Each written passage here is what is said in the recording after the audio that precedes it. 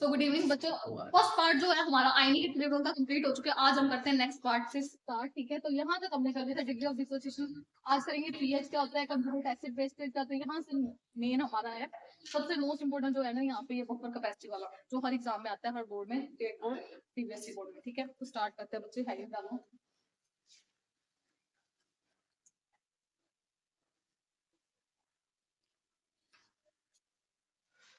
सबसे पहले लिखो हमारे पास बच्चे कंजुगेट एसिड बेस पेयर क्या होते हैं। ये 1 मार्क में पूछा जाता है, what are conjugate acid base pair. ठीक है, तो इसकी डेफिनेशन लिखो साथ में। पेयर ऑफ substances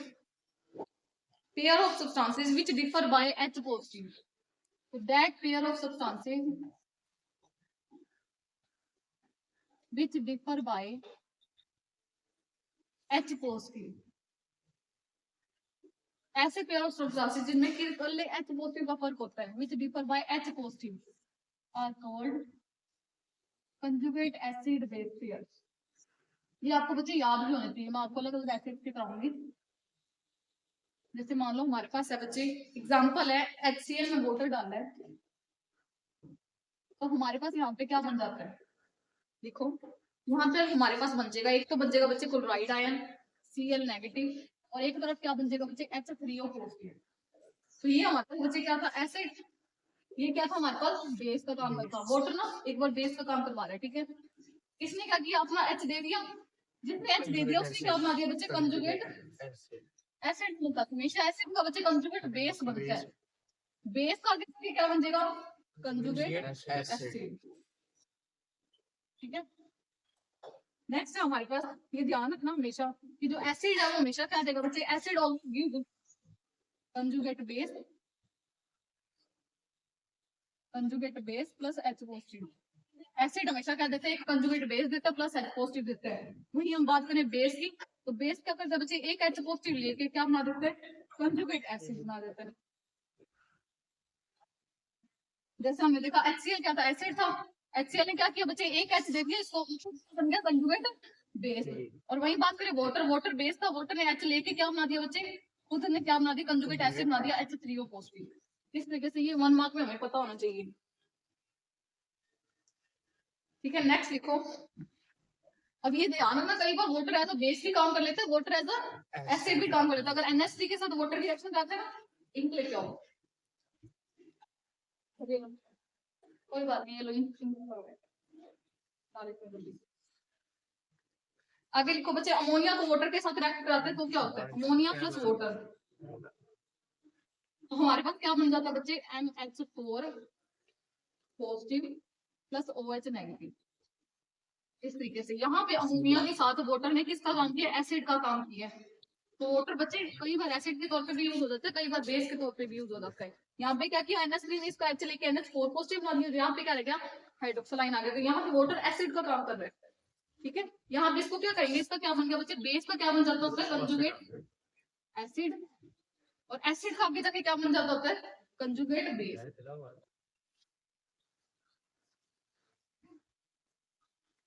ठीक है, इसके बाद जो मेन चीज है ना आपको याद रखने की, वो है आपको अलग अलग आयन दे देंगे, पूछेंगे इसका कंजुगेट एसिड बना दो, इसका कंजुगेट बेस बना दो। जैसे NH3 का कंजुगेट एसिड क्या बना, NH4 पॉजिटिव, ये याद रहना चाहिए।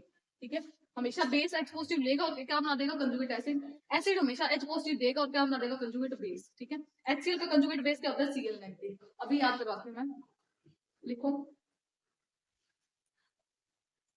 हो गया, जल्दी करो।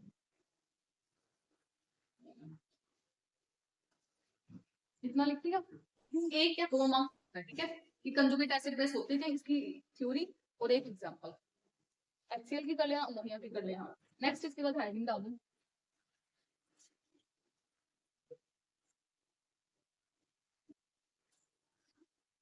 लिखो बच्चे, give the conjugate acid and base of the following. इनके क्या लिखने, कंजुगेट एसिड बेस ढूंढ के बताने हैं। किस किसके लिखने हैं बच्चे, NH3, अमोनिया, वाटर। थर्ड लिखो हमारे पास HS नेगेटिव, फोर्थ है HSO4 नेगेटिव। ये मनोमा में आता होता है आपके स्कूल में। इसका बनाने, एक तरफ बनाने कंजुगेट एसिड बना के दिखाओ, एक तरफ इसका कंजुगेट बेस बना देता हूँ, ऐसे क्वेश्चन आएगा। पूछेंगे अमोनिया का कंजुगेट एसिड क्या होता है, अमोनिया का कंजुगेट बेस क्या होता है, सीधा क्वेश्चन आएगा। पंजाब बोर्ड में हो सकते थ्योरी में आ जाए, आपके सीधा आएगा वाटर का कंजुगेट एसिड बताओ, वाटर का कंजुगेट बेस बताओ, एचएस नेगेटिव का कंजुगेट एसिड बताओ, एचएस नेगेटिव का कंजुगेट बेस बताओ। ठीक है, तो अब लिखो NH3 जैसे ही H पॉजिटिव ले लेगा तो ये क्या बना देगा NH4 पॉजिटिव, तो ये क्या बन गया कंजुगेट एसिड। और इसका अगर H दे देता है तो ये क्या बना देगा बच्चे कंजुगेट बेस। वैसे ही H2O जब H पॉजिटिव ले लेगा तो क्या बना देगा H3O पॉजिटिव, तो ये क्या बन गया इसका कंजुगेट एसिड। दूसरा अगर ये H दे देगा तो क्या बन गया इसका कंजुगेट बेस। तो वाटर का कंजुगेट एसिड क्या होता है H3O पॉजिटिव, इसका कंजुगेट बेस क्या होता है OH नेगेटिव। एक नंबर का क्वेश्चन ऐसे आता है, लिखो बच्चे जल्दी लिखो सारे। HS एक H लेके क्या बना देगा कंजुगेट एसिड, ये एक H देके क्या बना देगा कंजुगेट बेस। देखो इसके पास एक नेगेटिव पहले से था, एक H और दे दिया तो कितना आ गया H2 नेगेटिव बना देगा। HSO4 एक H लेके क्या बना देगा H2SO4, और एक H और देके वापस डोनेट करके क्या बना देगा SO4 2 नेगेटिव। ये आपको पता होना चाहिए। H ऐड करोगे तो क्या बन जाएगा कंजुगेट एसिड, H निकाल दोगे तो क्या बन जाएगा कंजुगेट बेस। एसिड्स पे सभी के ऊपर पॉजिटिव चार्ज नहीं है बहुत, और यहाँ पे नेगेटिव चार्ज वाले ज्यादातर। लिखो आगे, यही आता होता है आपके एग्जाम में। ठीक है, 1 मार्क का क्वेश्चन आएगा कि वाटर का कंजुगेट एसिड क्या होता है और बेस क्या होता है। तो वाटर का कंजुगेट एसिड होता है H2O positive hydronium ion, conjugate base क्या होता है हाइड्रोक्साइड आयन OH नेगेटिव। सिर्फ एमसीक्यू की फॉर्म में आता है, एक नंबर में ज्यादा नहीं। ठीक है, ठीक है, आगे लिखो, इन्हीं से करवा देते हैं। आयनाइजेशन क्या है एंड हेडिंग डालो सारे, आयनिक प्रोडक्ट ऑफ वाटर क्या होता है। अगर आपको ये आता होगा ना तभी आप ये कर पाओगे आगे जाके सोलिबिलिटी प्रोडक्ट में, क्योंकि दोनों में फर्क होता है आयनिक प्रोडक्ट और सोलिबिलिटी प्रोडक्ट में। ठीक है, तो लिखो इसके बारे में। वाटर क्या होता है बच्चे, water is a very very poor electrolyte. Water पानी में जाके बहुत, वाटर खुद वाटर है, वाटर में जाके क्या लिखो बच्चे, water is a poor electrolyte. Poor electrolyte का मतलब क्या बच्चे, वीक इलेक्ट्रोलाइट है। वीक इलेक्ट्रोलाइट की खासियत क्या होती है, बहुत कम क्या करता है ये डिसोसिएट होता है पानी में जाकर, बहुत कम टूटता है। उस इलेक्ट्रोलाइट को जो इलेक्ट्रोलाइट पानी में जाके बहुत कम टूटे उसे हम क्या कहते हैं वीक इलेक्ट्रोलाइट या फिर पुअर इलेक्ट्रोलाइट। तो लिखो water is a poor electrolyte and it shows self ionization, and it shows self ionization।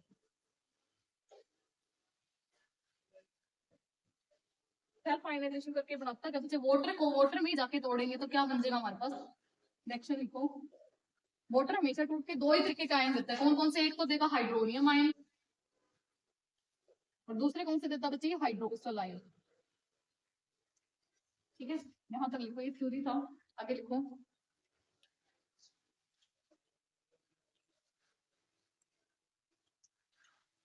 Water ने पानी में जाके कौन कौन से दो आयन देने होते हैं हमेशा, एक तो हाइड्रोनियम आयन देगा, दूसरा कौन सा देगा बच्चे हाइड्रोक्सल आयन। तो बनाओ वाटर का आयनिक प्रोडक्ट बनाओ।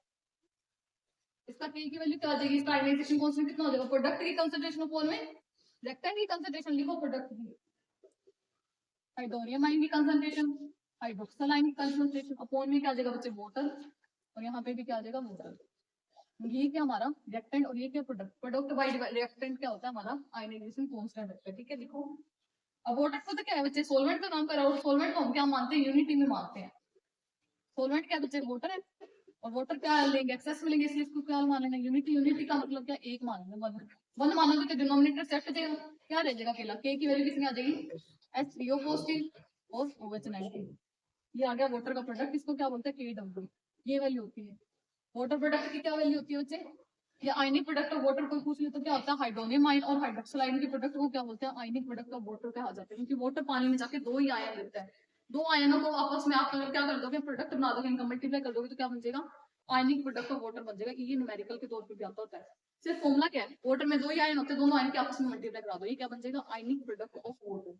इसमें लिखो KW is called, where KW is called ionization constant, ionization constant of water, और इसको क्या कहते हैं बच्चे, और कहा जाता है इसको आयनिक प्रोडक्ट ऑफ वाटर।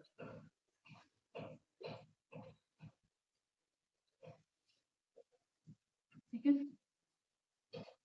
अगर हम बात करें 25 डिग्री सेल्सियस पे, at 25 degree Celsius its value KW की वैल्यू कितनी होती है बच्चे 1 × 10⁻⁻14 मोल स्क्वायर पर लीटर। ये होती है हमारी KW की 25 डिग्री सेल्सियस में, मतलब रूम टेम्परेचर वैल्यू होती है 1 × 10⁻⁻14।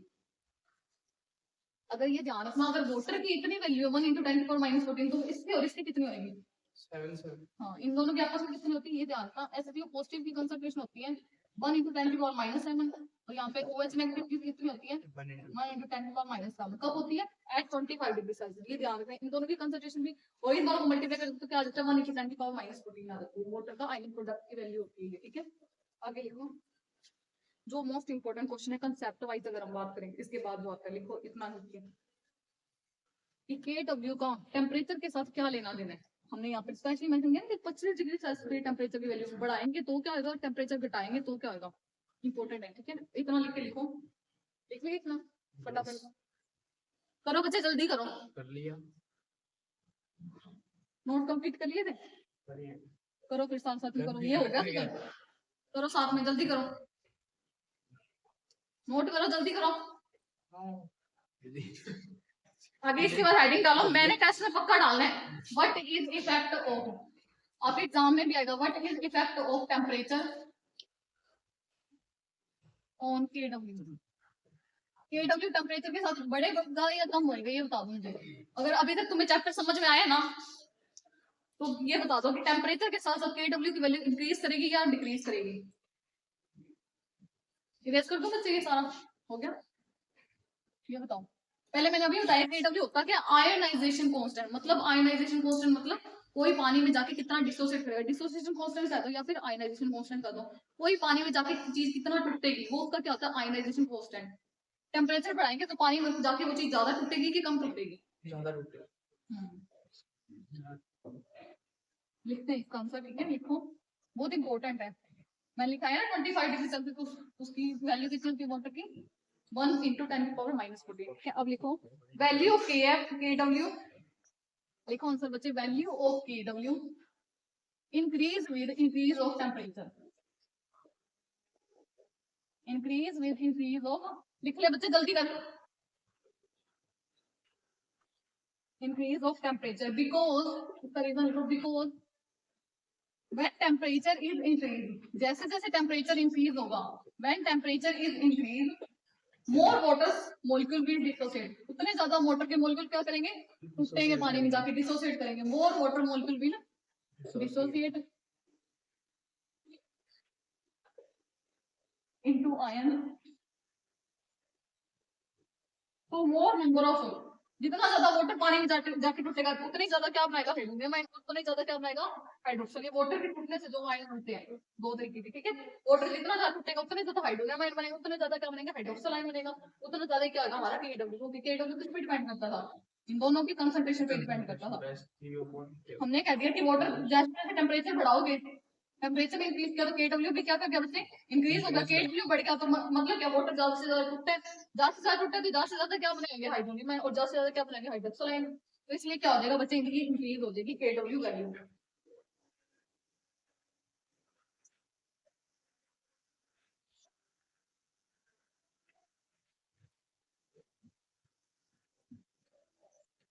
एट 25 डिग्री सेल्सियस, ये ध्यान रखना हमेशा। KW क्या होता है बच्चे, वाटर का तो कितना होता है 1 × 10⁻⁻14 मोल की स्क्वायर और माइनस की स्क्वायर। यहाँ पे आ जाएगा हाइड्रोनियम आयन का कितना होता है, ये वैल्यू जरूर याद होनी चाहिए तुम्हें, 1 × 10⁻⁻7। यहाँ पे आ जाएगा मोल पर लीटर। अगर हम बात करें हाइड्रोक्सिल आयन की, तो ये क्या होती है 1 × 10⁻⁷, ये भी क्या आ जाएगी बच्चे, मोल पर लीटर। ये बॉक्स में बना लेना है, नोट डाल के लिख लेना, नोट डाल के अलग से लिख लेना इन तीनों के बारे में।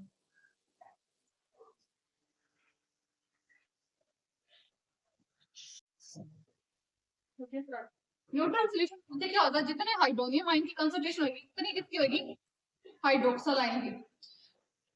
इससे पहले स्टार्ट किए थे, पूरी बन गई थी ना, ठीक है। न्यूट्रल सॉल्यूशन में क्या होगा, जितने हाइड्रोनियम आयन होंगे उतने कितने होंगे, हाइड्रोक्सिल आयन।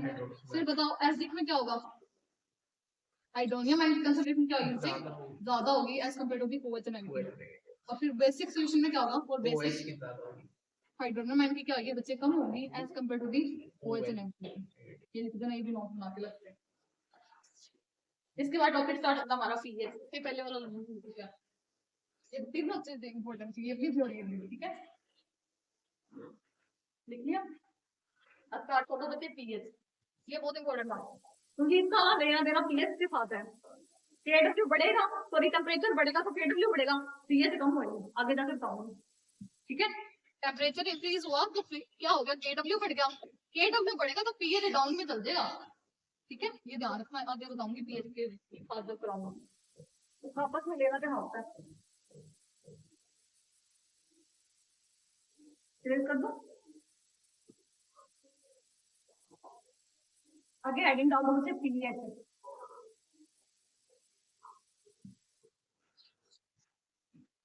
पीएच क्या होता है, पी मीन्स बच्चे पी का मतलब होता है पावर, और एच मीन हाइड्रोजन आयन की कंसंट्रेशन। क्या होता है, कंसंट्रेशन ऑफ हाइड्रोजन आयन। तो बच्चे हमने देखा पीएच का मतलब क्या होता है, P stands for power and H means hydrogen ion की कंसंट्रेशन। हाइड्रोजन आयन कह दो, हाइड्रोनियम आयन कह दो, क्योंकि न्यूट्रल में दोनों क्या होते हैं, बराबर होते हैं। तो फॉर्मूला कई बार बच्चे लोग लिख लेते हैं pH is equal to minus log H positive की कंसंट्रेशन, हमने क्या लिख दिया एच पॉजिटिव की। हमें पता है इसकी कंसंट्रेशन कितनी होती है, अभी लिखवाया 1 × 10 की पावर -7। लॉग को अंदर मल्टीप्लाई किया दोनों से, लॉग 1 तो क्या होता है बच्चे हमारा 0, पावर आ गया तो क्या बन गया -7 log 10, log 10 की वैल्यू होती है 1, उसका आ गया 1। यहाँ पे फॉर्मूला क्या बन गया, पीएच इक्वल टू आ गया 7। किसका आया बच्चे, न्यूट्रल सॉल्यूशन का आया है। एचजी का निकालोगे तो पीएच कम आएगी, बेसिक का निकालोगे तो पीएच ज्यादा आएगी, ठीक है। इतना ही करना है, पीएच की इस तरीके से डायरेक्शन करनी है। आगे हेडिंग डालो, what is the effect of,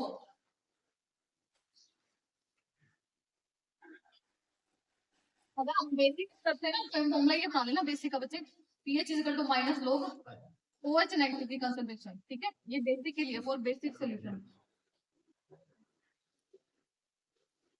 ठीक है। बेसिक सॉल्यूशन के लिए फॉर्मूला यूज करना है आपने, हाइड्रोक्साइड आयन की, हाइड्रोक्सल आयन की कंसंट्रेशन लिखनी है, ठीक है। अगर हम बात करें दोनों पीएच ऐड करो, पीएच प्लस पीओएच ऐड कर दी, पीओएच देखिए दोनों को ऐड करके कितना आ जाएगा, पूरी ओ आ जाती है ना हमारी, कितनी होती है वैल्यू 14 तक, ठीक है। ये ध्यान रखना, ये न्यूमेरिकल की फॉर्म में लिख लो। पीएच का फॉर्मूला ये होता है एज अ न्यूमेरिकल, पीओएच का ये होता है बेसिक के लिए, और वैसे अगर दोनों को ऐड कर दो तो कितना आ जाता है 14 की वैल्यू आ जाती है। लिखो लो बॉक्स में आपके तीनों चीजें, ये तो आपको पता है बच्चे, पीएच 7 को पता है, न्यूट्रल के लिए एसडी नहीं, पीएच लेस देन 7, बेसिक के लिए पीएच ग्रेटर देन 7, ये एसडी के लिए और ये बेसिक के लिए, नोट बना के ये लिख लो।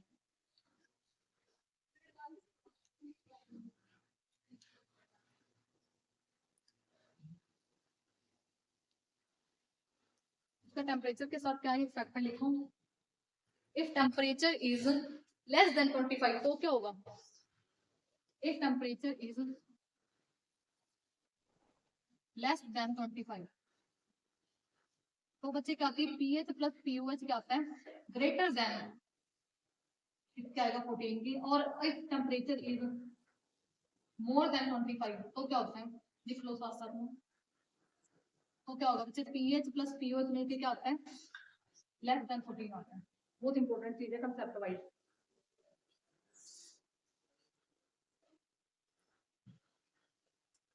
इसके बाद जो क्वेश्चन है ना, what is the effect of temperature on pH, लिखो पीएच बढ़ेगी टेम्परेचर के साथ साथ या कम होगी, what is effect of temperature on pH, बताओ इसका आंसर। कम होगी, कैसे कम होगी, इरेज कर दो ये सारा,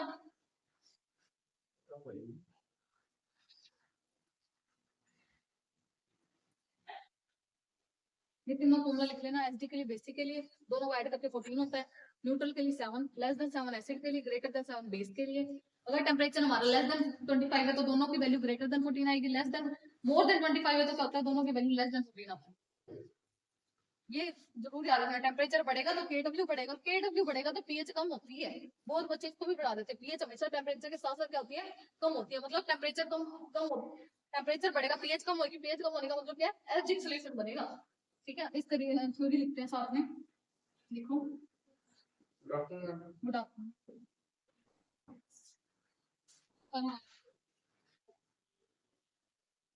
pH change with the change of temperature because answer में लिखो pH change with the change of temperature because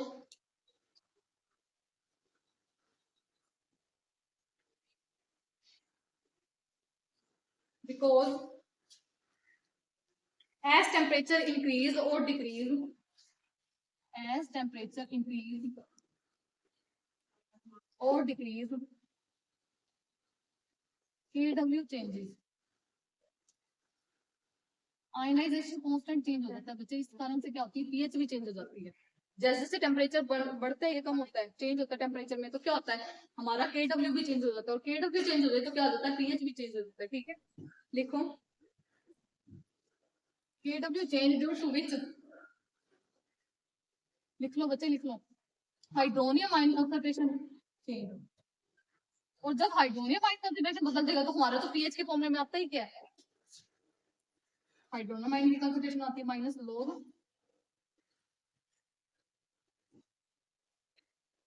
और पीओएच का फॉर्मूला क्या आता है, माइनस लोग ओएच नेगेटिव की कंसंट्रेशन।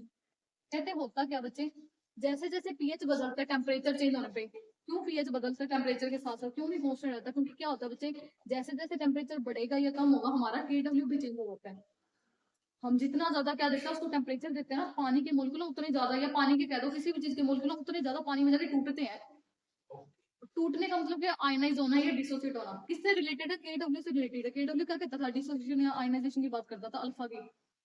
कोई चीज पानी में जाके जितनी ज्यादा टूटेगी उसका Kw उतना ज्यादा होगा, जितना ज्यादा Kw होगा मतलब उसकी उतनी ज्यादा क्या होगी बच्चे, एससीओ नेगेटिव की वैल्यू होगी, उतनी उसकी ज्यादा उसकी हाइड्रोजन आयन कंसंट्रेशन, ये जितनी ज्यादा होगी उतना पीएच का कम होता है। कंसेप्ट है ये बहुत इंपॉर्टेंट, लिखो, due to which pH value change.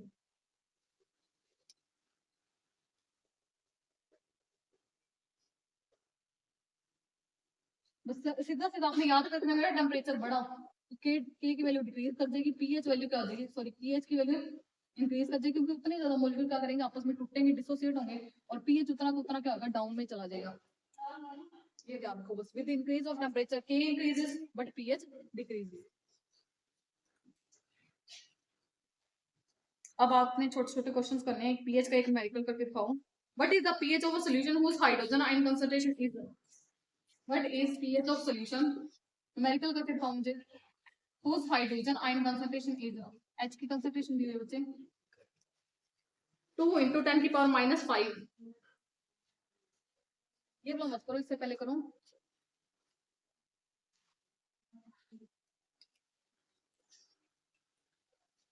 PH निकालें बच्चे, 10 raised to power -3 HCl दिया हुआ, 10 raised to power -3 molar HCl solution का पीएच निकाल के दिखाओ, फाइंड आउट करो तो हमें क्या दिया बच्चे, पहले से हमें क्या दी हुई है, कंसंट्रेशन दी हुई है HCl की, कौन सा HCl, HCl टूटेगा तो क्या बनाएगा हमारे पास, H पॉजिटिव और Cl negative. H positive concentration हमें कितनी दी हुई है HCl की, 1 into 10 की पावर -3। पीएच का फॉर्मूला कहता है, पीएच इज इक्वल टू, बताओ बच्चे पीएच का formula minus log hydrogen ion की कंसंट्रेशन, जितना ये होगा उतना ये टूटा होगा, इसके अंदर लिख दो माइनस लॉग 1 into 10 की पावर -3, इसको सोल्व करो कितना आएगा आपके पास, लॉग को अंदर मल्टीप्लाई करो, कितना आ जाएगा, पीएच आ जाएगा बच्चे हमारा 3, मतलब सोल्यूशन क्या एसडी क्या है, लेकिन कल का HCl लिया था एसडी क्या आना है। ठीक है, एक एक नंबर के इसके क्वेश्चंस आते थे पीएच के हमारे। एक और क्वेश्चन लिखो इसके जैसा ही, इसके ऊपर क्वेश्चन ही आता है न्यूमेरिकल से। अब ये आपने करके दिखाना है, लिखो, if hydrogen ion concentration of a solution is, कहते हैं हाइड्रोजन आयन की कंसंट्रेशन दी हुई क्वेश्चन में कितनी दी हुई है हमारे पास, लिखो 1 into 10 की पावर -5 मोल्स पर लीटर, करो 1 into 10 की power -5 moles per litre, calculate the concentration of OH negative ion, इसकी निकालो। वाटर का Kw क्या होता है, दिया हो ना दिया हो आपको पता होना चाहिए,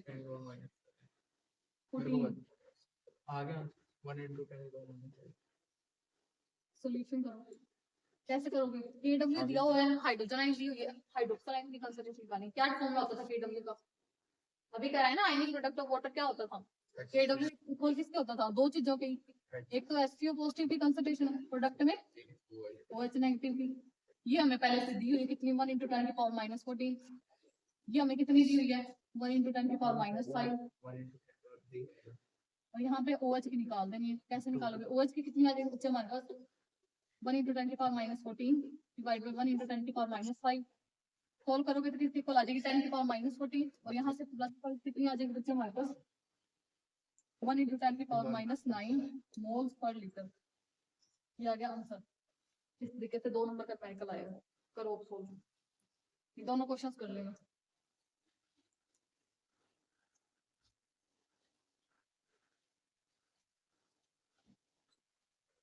पीएच के रिगार्डिंग आप ज्यादा से ज्यादा न्यूमेरिकल्स करो ना, वही बढ़िया रहेगा।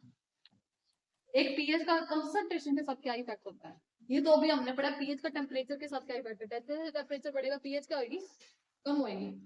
अब ये दो कंसंट्रेशन से क्या लेना देना पीएच का, तो लिखो, नोट डाल के लिखो, specially with increase in concentration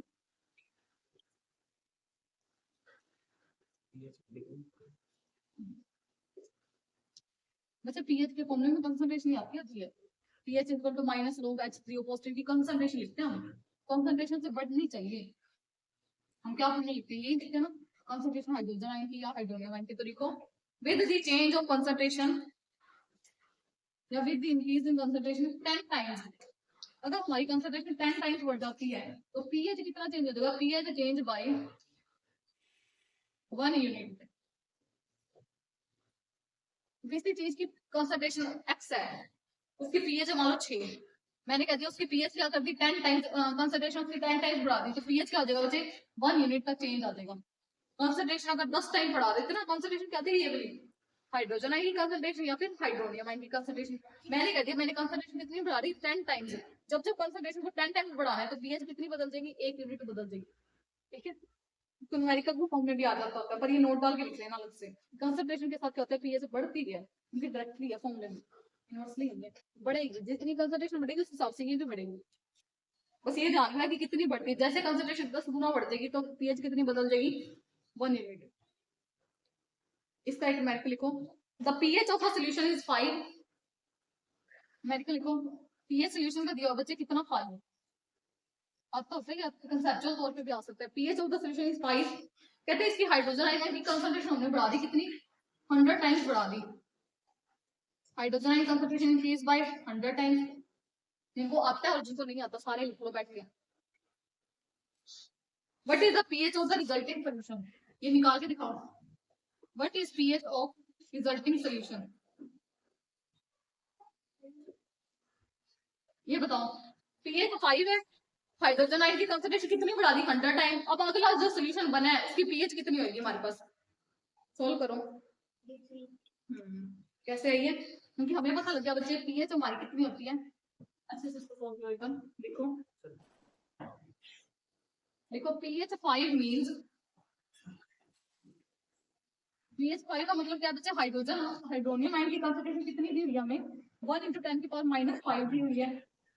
हमने कह दिया हाइड्रोजन आयन कितनी बढ़ा दी 100 टाइम्स गुना कर दी, 100 टाइम्स ज्यादा कर दी, तो मतलब 1 × 10⁻⁵ को कर दो 100 से मल्टीप्लाई, 1 × 10⁻⁵ इसको 100 से मल्टीप्लाई कर दो, 100 गुना कर दी ना, करोगे तो कितना आ जाएगा 1 × 10⁻³ आ जाएगा। अगर हाइड्रोजन आयन की कंसंट्रेशन या हाइड्रोनियम आयन की कंसंट्रेशन कितनी हो तो पीएच कितना आता है, पीएच आ जाता है, फिर कितना बचे 3। कहते हैं पीएच 5 है, 5 होने का मतलब क्या है, हाइड्रोजन हाइड्रोनियम आयन की कंसंट्रेशन कितनी रहेगी 1 × 10⁻⁵। कहते हैं 100 गुना बढ़ा दी इसकी कंसंट्रेशन, 100 गुना बढ़ा दी तो 100 से मल्टीप्लाई कर दिया। 100 का मतलब क्या होता है 10⁻², 10⁻⁻5 पहले से थी, 10⁻2 घटा दी, उसमें से कितना आ गया 10⁻⁻3, सॉरी 10⁻⁻3 आ जाएगी, यहाँ से -3 आएगी, इसका मतलब पीएच कितना है 3 होता है। अगर हाइड्रोजन की कंसंट्रेशन इतनी हो ना 10⁻³ तो पीएच कितना आता है 3 आता है। जब पीएच 5 था तो मतलब हाइड्रोजन की कंसंट्रेशन कितनी थी 1 × 10⁻⁻, इससे इस तरीके से रिलेटेड होता है।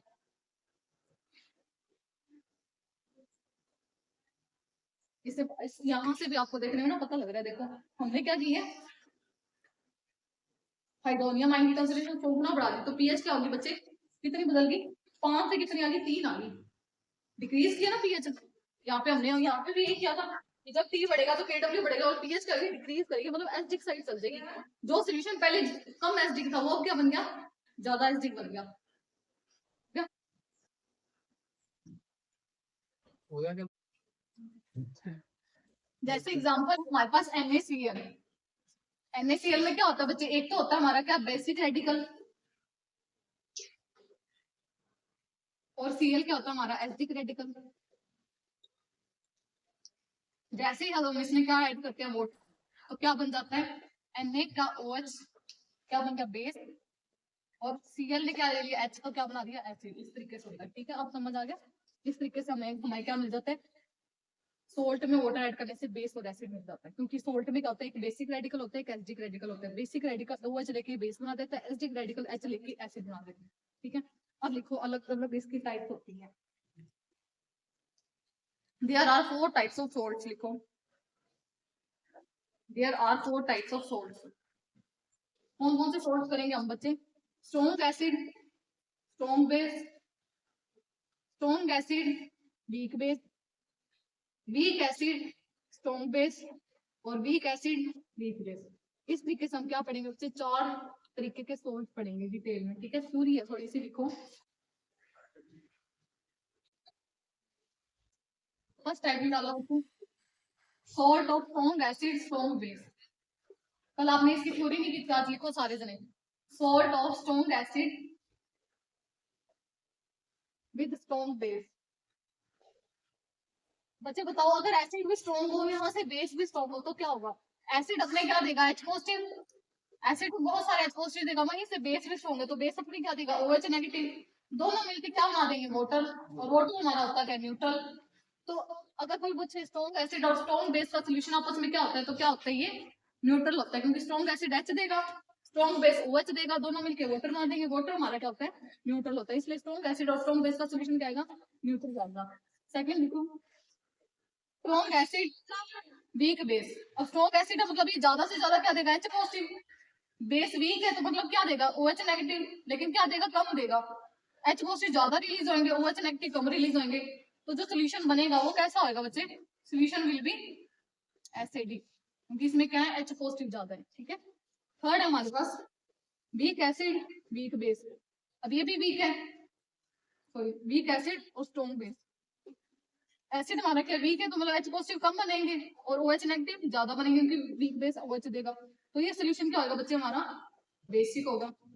देखो साथ साथ में फोर्थ हमारे पास बच्चे वीक एसिड वीक बेस। अब ये भी जितने H देगा ये भी उतने ही कम OH देगा, दोनों मिलकर फिर से क्या बना देंगे वाटर। इस तरीके से इनका सोल्यूशन भी क्या होगा हमारे पास न्यूट्रल। ये हो जाती है सारी थ्योरी, एक तरीके से सारी कहानी डन है यहाँ तक। SaHB का सोल्यूशन क्या होता है न्यूट्रल, SaWB का क्या होता है WaSB का क्या होता है बेसिक, और दोनों वीक हो तो क्या होता है फिर से न्यूट्रल सोल्यूशन होता है हमारे पास, ठीक है। आगे लिखो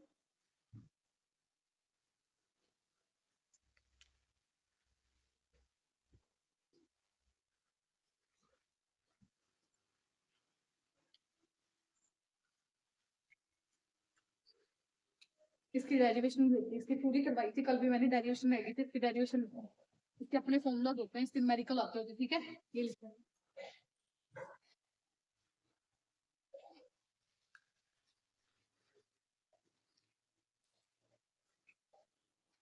देखो salt of strong acid and weak base.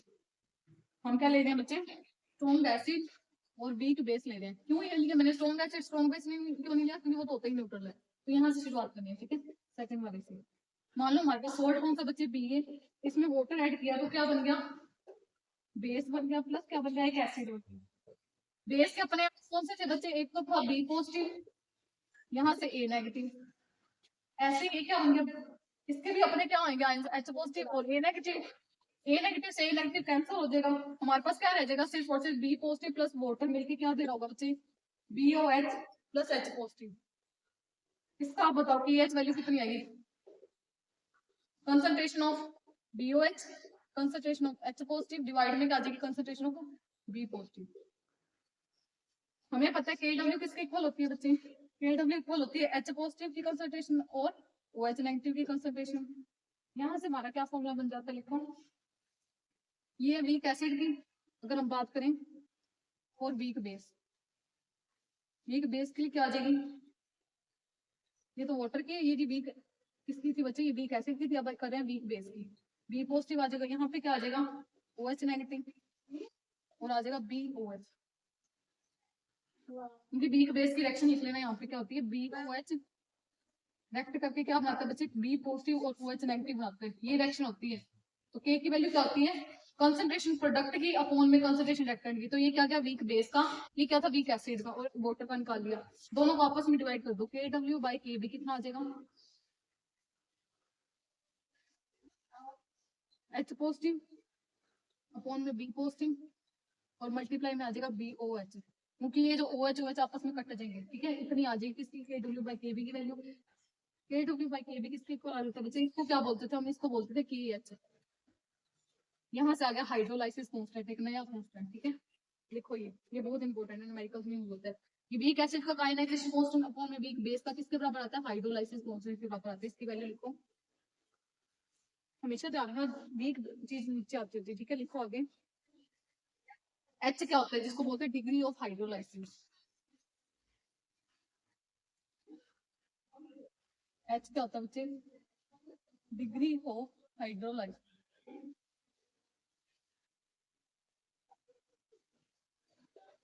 इसका क्या आएगा, it is number of salt molecule, it is number of salt molecule hydrolyzed among the total। कहते कितने सोल्ट मोलिक्यूल हैं जो हाइड्रोलाइज हो गए अमंग द टोटल, टोटल में से मान लो 6 सोल्ट मोलिक्यूल लिए थे, 4 हाइड्रोलाइज हो गए, ठीक है। तो कितने सोल्ट मोलिक्यूल हाइड्रोलाइज हो गए अमंग द टोटल, उसे हम क्या कहते हैं बच्चे, सोल्ट हाइड्रोलाइसिस। इसकी वैल्यू क्या होती है एच की, एच का अल्फा कितना होता है बच्चे, √K/C होता था, इसके पैर में क्या लगा दिया, एच लगा दिया।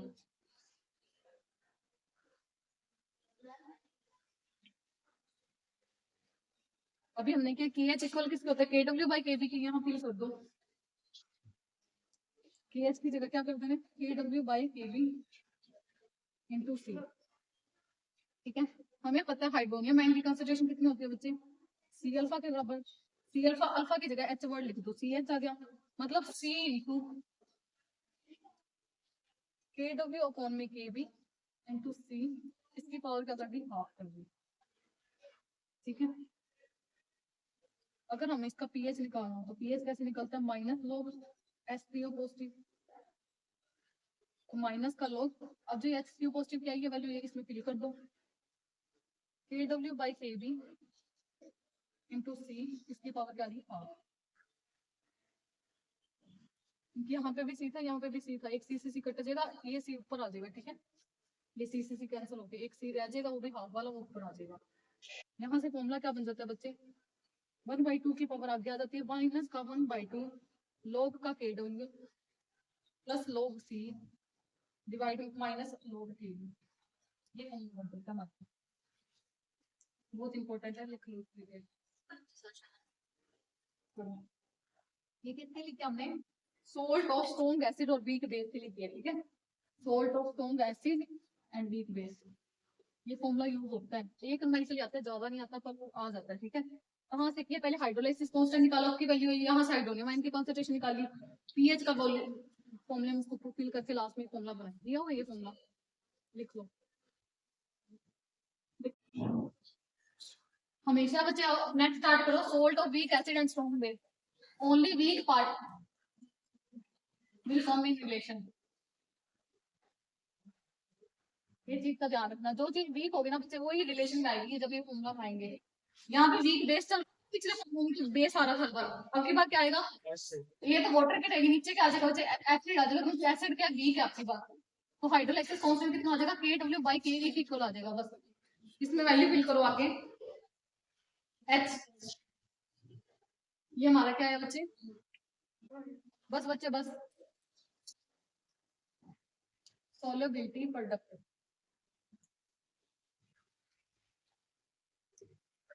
डेफिनेशन लिखो सबसे पहले, it comes in those electrolyte, it comes in those electrolytes which are slightly soluble in water, slightly soluble in water, like AgCl, silver chloride, calcium carbonate, lead iodide, aluminium hydroxide etcetera. ठीक है, such electrolyte form a saturated solution, लिखो जल्दी सारे, form a saturated solution at a given temperature. ये क्या बना लेते हैं, एक सैचुरेटेड सॉल्यूशन बना लेते हैं गिवन टेम्परेचर पर, इन विच weight of undissolved electrolyte remains same, weight of undissolved electrolyte remains same। ठीक है, ये तो क्या होगी इसकी थ्योरी। आना वैसे इसमें न्यूमेरिकल होता है। न्यूमेरिकल किस तरीके के आते हैं, लिखो। मान लो हमारे पास AgCl है बच्चे, वाटर में टूट के हमारे पास ये क्या बना के देगा, हमें बना के देगा सिल्वर के आयन और क्लोराइड के आयन एक्वस वाले। ठीक है, तो इसका K की वैल्यू किसकी इक्वल होगी, K की वैल्यू होगी प्रोडक्ट की कंसंट्रेशन मतलब सिल्वर की कंसंट्रेशन, क्लोरीन की कंसंट्रेशन अपॉन में किसके आ जाएगी बच्चे, AgCl की। वाटर की हम लेंगे नहीं, उनकी वाटर की यूनिटी मानी जाती है, नंबर 1 वैल्यू आ जाती है।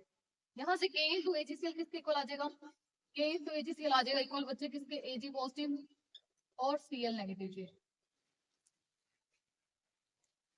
ठीक है, ये क्या बच्चे, ये है अनडिजोल्व्ड हिस्सा, या जिसको हम कह सकते हैं वेट कांस्टेंट, अनडिजोल्व्ड या फिर वेट कांस्टेंट बोल देते हैं कि ये जो हिस्सा है ना ये बच्चे डिजोल्व नहीं हो पाता पानी में जाके, तो ये कांस्टेंट होता है, इसलिए इसको अलग से लिख दिया। यहाँ से हमें मिलेगी क्या, KSP की वैल्यू, सोल्युबिलिटी प्रोडक्ट को शॉर्ट में कहते हैं KSP। तो KSP कितना आ गया AgCl का बच्चे, किसके बराबर आ गया, Ag पॉजिटिव और Cl नेगेटिव के बराबर। ये किसकी आई है, KSP आई है AgCl की। इस तरीके से हम अलग अलग सोर्स की क्या निकालेंगे, KSP निकालेंगे और उसके क्या करेंगे, यूज करेंगे। सिमिलरली लिखो, लिख लिया, लिखो साथ साथ में सभी लिखो।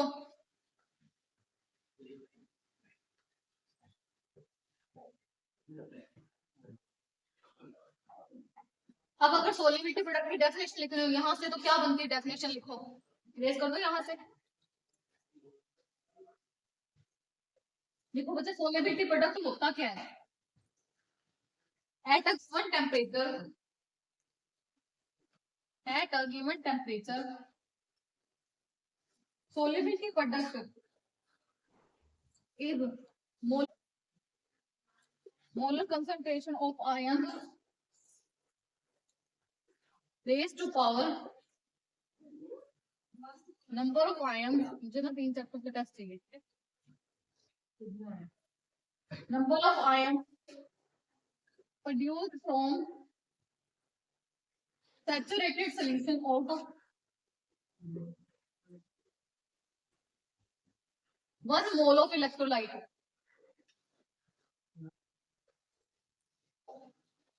1 मोल इलेक्ट्रोलाइट से हमें कितने मोलर कॉन्सेंट्रेशन आयंस की मिली है, रेज टू पावर उनके स्टिक्योमेट्रिक कोफिशिएंट, इसे क्या कहते हैं, सोलिबिलिटी प्रोडक्ट। इसी तरीके से डेफिनेशन बताना चाहिए। अब क्या करेंगे, अलग अलग साल्ट्स की क्या वैल्यू होती है इनकी। ठीक है, लिखो,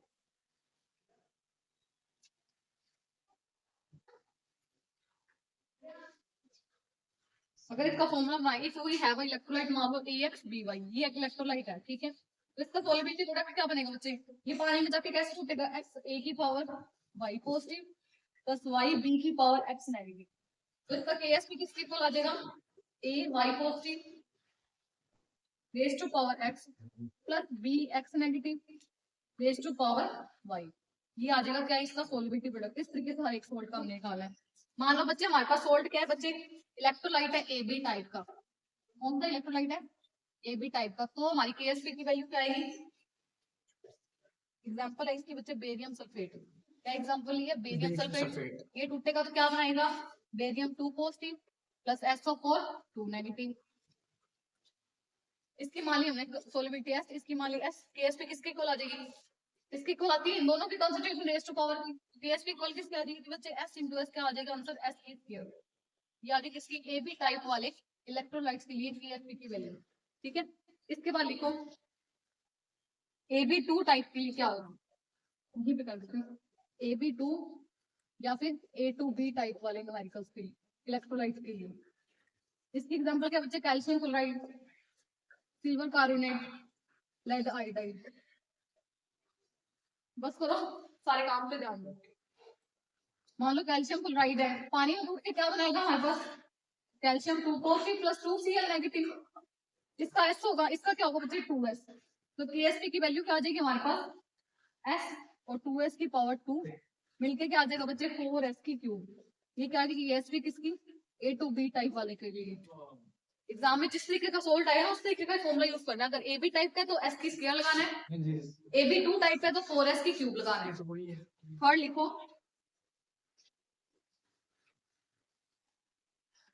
और कौन से बच्चे, अगर AB टाइप का है, AB3 टाइप तो क्या होगा, मान लो एग्जांपल है एल्यूमिनियम हाइड्रोक्साइड,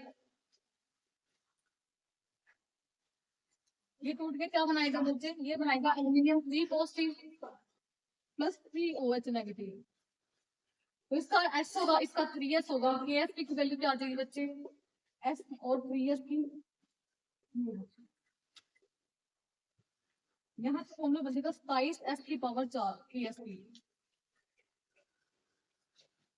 आपको S की वैल्यू दी होगी, इसमें सामने KSP निकाला होता है मल्टीप्लाई करके उसकी पावर करके, ठीक है। नेक्स्ट लिखो, A to B3 टाइप के लिए फोर्थ कौन सी है बच्चे, A to B3 टाइप, या इसको कह सकते हैं हम, और क्या कह सकते हैं A3B2 टाइप इलेक्ट्रोलाइट के लिए क्या होगा। इसकी एग्जांपल है एल्यूमिनियम सल्फेट,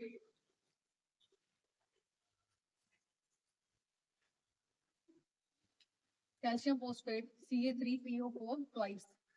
ये पानी में डूब के क्या देगा बच्चे, 3 कैल्शियम का आयन देगा, 2 फॉस्फेट का आयन देगा, PO4 3 नेगेटिव। तो इसकी 3s, इसकी कितनी हो जाएगी बच्चे 2s। तो KSP की वैल्यू निकालो, KSP कितना आ जाएगा बच्चे, 3s की पावर 3, 2s की पावर की स्क्वायर में से आ जाएगा 108s की पावर 5। बस इस तरीके से ये चार ही आपके क्या आते हैं, सोर्स आते हैं, इलेक्ट्रोलाइट आते हैं। जिस तरीके का सोर्ट न्यूमेरिकल में दिया जाए उस तरीके का KSP का फॉर्मूला लगेगा, ये जरूर ध्यान रखना। कहीं पे दिया हो आपको कौन सा एल्यूमिनियम हाइड्रोक्साइड, आप लगा दो KSP तो होता है, SB स्क्वायर, गलत हो जाएगा, उसी तरीके से लगाना है। इसका एक न्यूमेरिकल करना है बस, लिखो क्वेश्चन, इरेज कर लो, लिखो। 4 वैल्यूज बताओ मुझे कौन कौन सी आई हैं एक साथ। S square 4s cube S square 4s की क्यूब 27s की पावर 4 आगे, और 108 की पावर s की पावर 5।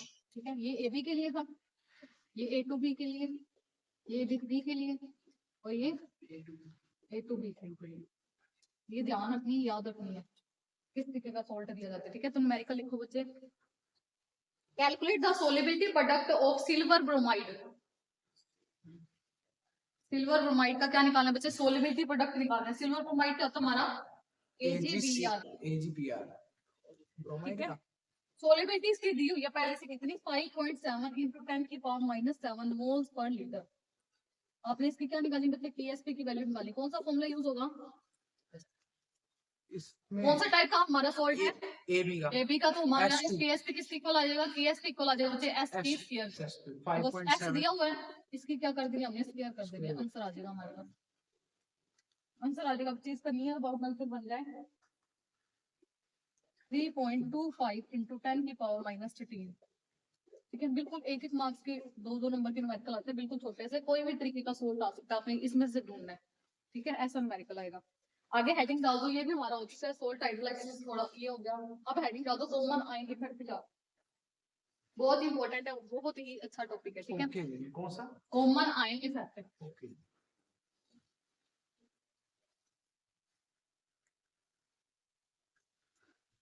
क्या नाम है हमारे टॉपिक का बच्चे, कॉमन आयन इफेक्ट। देखो क्या होता है,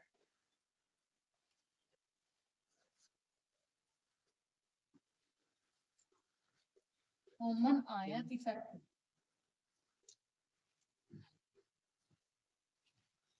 It is decrease of degree of dissociation. Decrease of degree of dissociation. It is decrease of degree of dissociation किसका डिग्री ऑफ डिसोसिएशन कम हो जाता है बच्चे? Weak electrolyte, decrease of degree of dissociation of weak electrolyte. Next लिखो, when a small amount of strong electrolyte, when a small amount of, when a small amount of strong electrolyte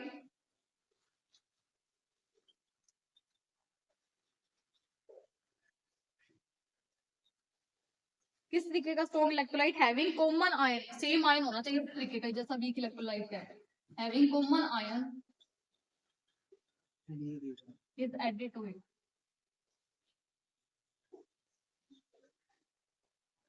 definition पढ़ो क्या कहती है, क्या होता है बच्चे? Decrease हो जाता है। क्या डिक्रीज हो जाता है? Degree of dissociation. Degree of dissociation मतलब अल्फा वैल्यू, कोई चीज कितनी डिसोसिएट हो रही है वो कम हो जाएगी उसकी अमाउंट डिसोसिएट होनी, किसकी? वीक वाले इलेक्ट्रोलाइट की। जब क्या डाला जाएगा उसके साथ एक स्ट्रॉन्ग वाला इलेक्ट्रोलाइट सेम ही कॉमन आयन वाला डाला जाएगा। कहने का मतलब मालूम है क्या, कोई भी क्या है वीक इलेक्ट्रोलाइट है, उसके साथ मैंने क्या डाल दिया? उसी इलेक्ट्रोलाइट का क्या बच्चे डाल दिया? स्ट्रॉन्ग इलेक्ट्रोलाइट बना के डाल दिया। तो इससे क्या होगा बच्चे? ये वीक था इलेक्ट्रोलाइट, ये पहले से वीक था, ये क्या हो रहा था? कम डिसोसिएट हो रहा था, लेस डिसोसिएशन थी इसकी। जैसे ही कोई स्ट्रॉन्ग इलेक्ट्रोलाइट इसके साथ डाल दिया तो क्या हुआ? इसने इसके डिसोसिएशन को और ज्यादा क्या कर दिया? कम कर दिया, डिक्रीज कर दिया। इस इफेक्ट को हम क्या कहते हैं? Common ion effect. ठीक है, जैसे मैंने आपको एग्जांपल दी थी, क्या एग्जांपल दी थी मैंने आपको? CH3CO है वो एसिडिक एसिड की, और देसी एग्जांपल एक मैंने दी थी। कौन सी एग्जांपल दी थी? Sodium acetate. नहीं याद नहीं तुम्हें? लिखो, लिखना नहीं, इसको समझ नहीं है क्या होता है कॉमन आयन इफेक्ट। एक स्टूडेंट के हिसाब से एग्जांपल दी थी ना, क्या थी वो एग्जांपल? कि मान लो ये कोई वीक स्टूडेंट है, वो बेचारा पहले से वीक है, तुमने इसके साथ बिठा दिया किसको? इंटेलिजेंट स्टूडेंट को, इंटेलिजेंट बंदे को बिठा दिया। ये पहले से वीक था स्टडी में, इंटेलिजेंट बंदा आया, उसको दिन रात पढ़ता हुआ देख के ये क्या होगा? डिमोटिवेट हो गया, पकड़ा ही डिमोटिवेट हो गया। इसी क्या था बच्चे? वीक था, इसको देख देख के और ज्यादा डिमोटिवेट हो गया, और ज्यादा ये क्या होगा? पढ़ाई में और ज्यादा बेचारा कम हो गया, फेल हो गया। इस तरीके से क्या होता है? Common ion effect. देखो दोनों में कॉमन आयन क्या था कि दोनों सेम क्लास के थे, एक तो दिन रात पढ़ता था, एक तो कहा यूपीएससी की तैयारी करता था साथ साथ में, दूसरा क्या था बच्चे? भाई भी वो तो अपनी बेचारी नॉर्मल स्टडी नहीं कर पा रहा था रेगुलर क्लासेस वाली। ठीक है, जब उसने देखा कि दूसरा कॉम्पिटिटिव एग्जाम की तैयारी करे तो क्या होगा? डिमोटिवेट होगा, उसने जो कर रहा था ना पढ़ाई से वो भी करने बंद कर दी। इस तरीके से क्या होगा? कॉमन आयन इफेक्ट, कि जो इलेक्ट्रोलाइट पहले डिसोसिएट हो ही जा रहा था वो भी डिसोसिएट होना क्या होगा? डिक्रीज हो गया, जैसे ही स्ट्रॉन्ग इलेक्ट्रोलाइट उसी के आयन का उसके अंदर ऐड किया गया। समझ आ गया? इतनी सी डेफिनेशन है। अब आगे करो इसके किस तरीके से होता है इसका प्रोसेस।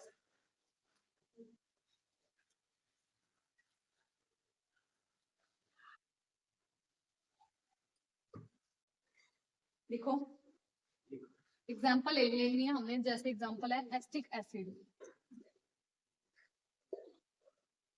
एसिटिक एसिड क्या होता है बच्चे? पहले से एक वीक एसिड है, अगर इसमें स्मॉल अमाउंट हम किसी डाल देते सोडियम एसिटेट की ऐड कर देते हैं तो क्या होता है? इसकी डिक्रीज हो जाती है क्या? अल्फा की वैल्यू। कैसे होता है आप चेक करो, CH3COOH है,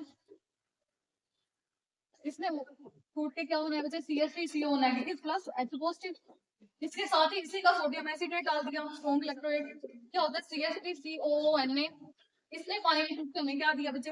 इसने भी एसिटेट आयन दिया प्लस क्या दे दिया? Na positive. अब देखो ये दोनों में क्या आ गया? एक कॉमन आयन आ गया, क्या आ गया? एसिटिक एसिड ने भी पानी में टूट के क्या दिया बच्चे? Acetate ion plus H positive, तो ये भी कॉमन आयन ये भी कॉमन आयन, ये दोनों में क्या आ गया? सेम, जिसको हम क्या कहते हैं? Common ion. ठीक है, इसके आने से क्या हुआ? ये क्या था बच्चे? स्ट्रॉन्ग इलेक्ट्रोलाइट,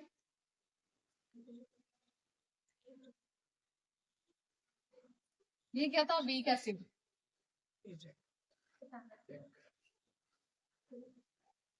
अब देखो हुआ क्या? Due to common ion effect, due to common ion effect, लिख लो बच्चे साथ साथ में,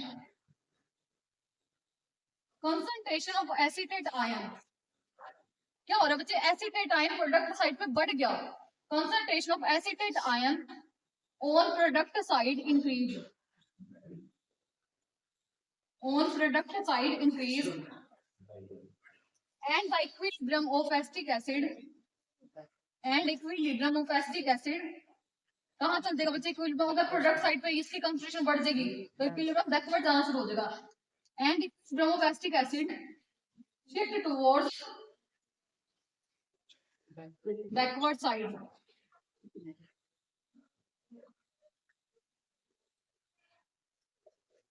जिससे क्या हो जाएगा बच्चे? Resulting in decrease of degree of dissociation of weak electrolyte.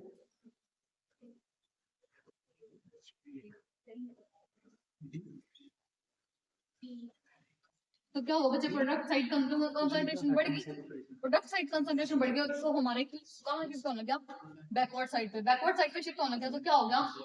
Acetic acid टूटना कम हो गया, जितना पहले टूट पा रहा था उतना नहीं टूट पा रहा, क्योंकि रिएक्शन कहाँ जा रही है? बैकवर्ड जा रही है, इक्विलिब्रियम बैकवर्ड की तरफ जा रहा है। अगर फॉरवर्ड जाता तो क्या होता है? इक्विलिब्रियम फॉरवर्ड जाता तो क्या होता है? ज्यादा से ज्यादा एसिटिक एसिड डिसोसिएट होता, लेकिन इक्विलिब्रियम कहाँ जा रहा है? बैकवर्ड। मतलब क्या हुआ? एसिटिक एसिड नहीं टूट पा रहा उतना, जितना टूट पा रहा था उतना भी नहीं अब टूट पा रहा पहले से। इस तरीके से हम क्या कह सकते हैं?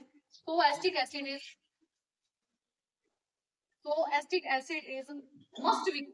much weaker in presence of sodium acetate. पहले से वीक था और जब साथ में क्या डाल दिया? एक स्ट्रॉन्ग इलेक्ट्रोलाइट सोडियम एसिटेट डाल दिया तो ये क्या हो गया बच्चे? और ज्यादा वीक हो गया, डिसोसिएट करना। इस तरीके से इफेक्ट क्या होता है? Common ion effect. इस इफेक्ट को हम क्या कहते हैं बच्चे? Common ion effect. ये एसिड में भी देख सकते हैं, बेस में भी इसी तरीके से इसकी एग्जांपल होती है।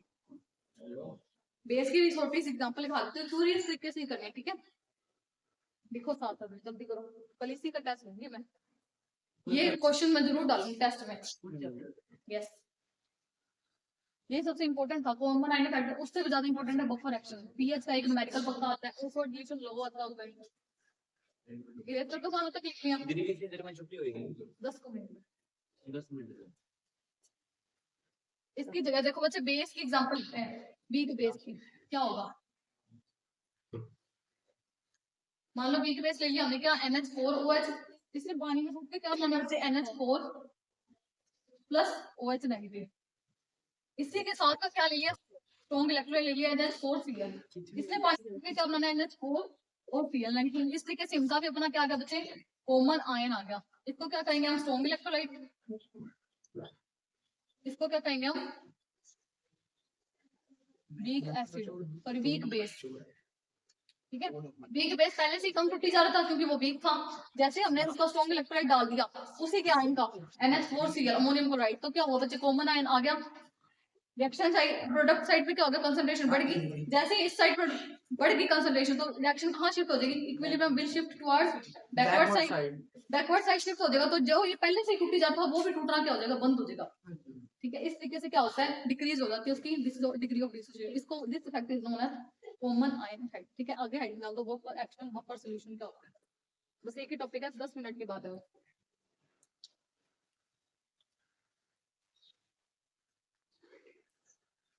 बफर सॉल्यूशन क्या होता है? 1 नंबर का क्वेश्चन है बफर सॉल्यूशन। बफर कैपेसिटी क्या होता है? ये 3 नंबर का है और ये 3 नंबर का। ये आप पंजाब बोर्ड की बात करें तो 5 नंबर का भी आ जाता है बफर एक्शन। देखो बफर सॉल्यूशन क्या होता है?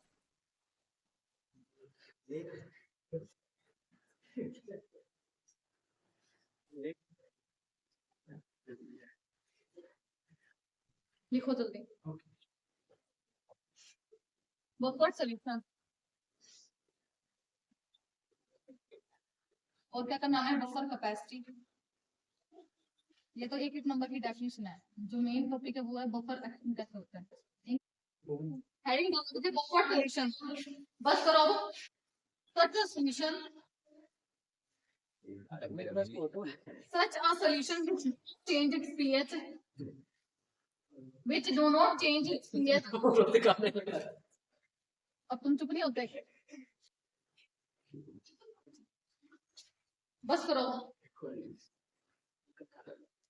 Such a solution which do not change its pH by adding such a drop, few drops of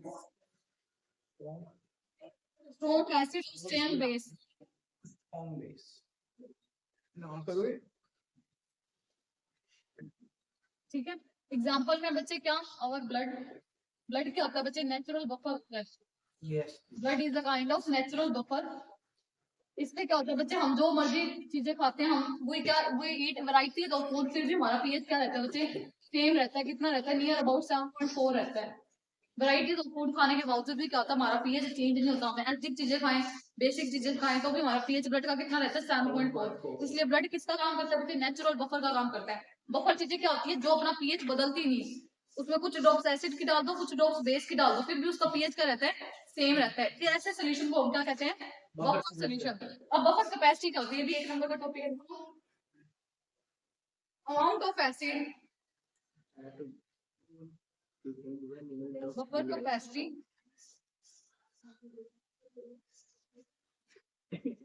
देखो बच्चे, अमाउंट ऑफ एसिड और base added in 1 liter solution of buffer to change its pH by 1 unit।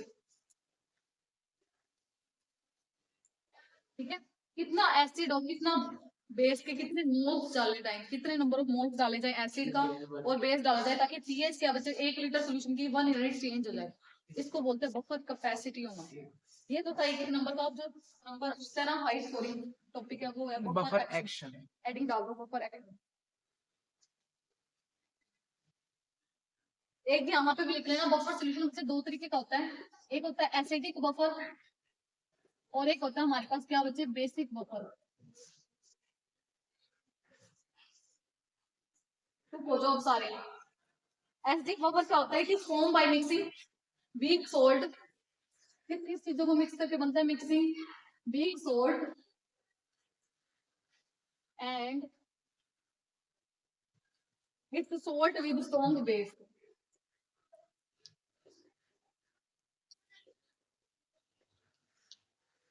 और वही बात करें अगर basic buffer की, तो ये कैसे बनता है बच्चे, mixing weak base and its salt with strong acid. Example की बात करें तो बच्चे एसिडिक बफर की एग्जाम्पल आ जाती है H2CO3 एंड Na2CO3। ये क्या होता है बच्चे, ये वो बफर है जो कहाँ होता है, it is in our blood. ये हमारे ब्लड में जो बफर होता है ना, उसकी फॉर्मूला है, it is in our blood. लिख लो, बाइकार्बोनेट और सोडियम कार्बोनेट का बफर क्या रहता है, हमारे ब्लड में रहता है, इसके कारण हमारी पीएच चेंज नहीं होती। Okay. और बेसिक बफर लिखो, बेसिक बफर की एग्जांपल है बच्चे ammonium hydroxide and ammonium chloride, NH4OH and NH4Cl। इतनी तो बच्चे होगी थ्योरी। आगे लिखो, बफर एक्शन क्या होता है, हेडिंग डालो। Okay. जल्दी करो, बफर एक्शन लिखिए।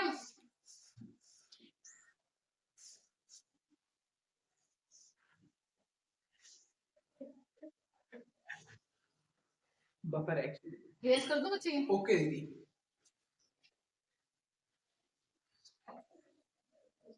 एक ही टॉपिक है, फटाफट कर लो। Buffer action,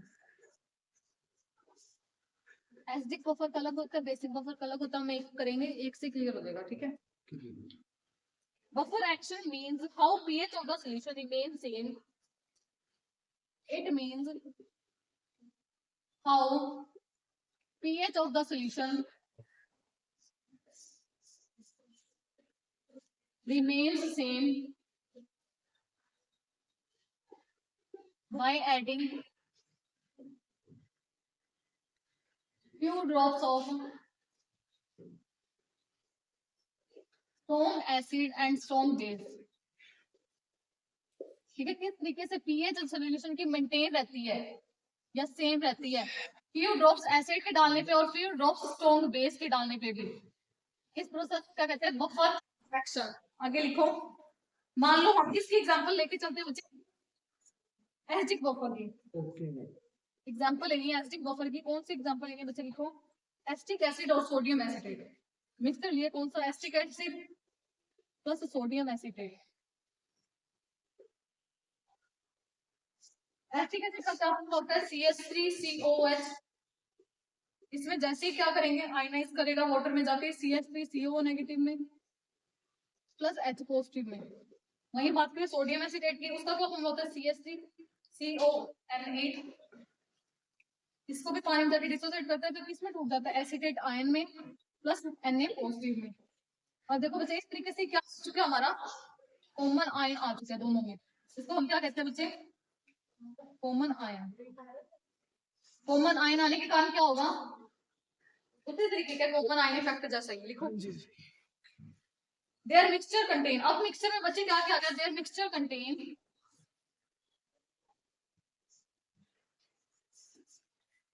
acetate ion. क्या बच्चे? Acetate ion, sodium ion Na positive, H positive, और क्या बच्चे? Large amount of undissociated acetic acid. Large amount of undissociated acetic acid. ये सारी चीजें क्या आ जाएंगी बच्चे? मिक्सचर में आ जाएंगी। अब लिखो कहानी कॉमन आयन फॉर्म के कारण क्या होगा। ये इस करते हैं सारी टॉपिक करने इसलिए, ठीक है। लिखो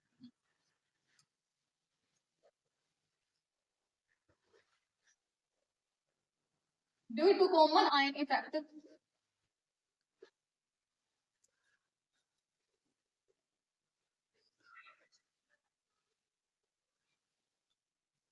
dissociation of acetic acid decrease, dissociation of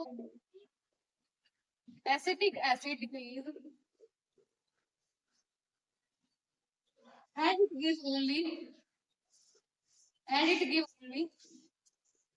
small amount of H positive।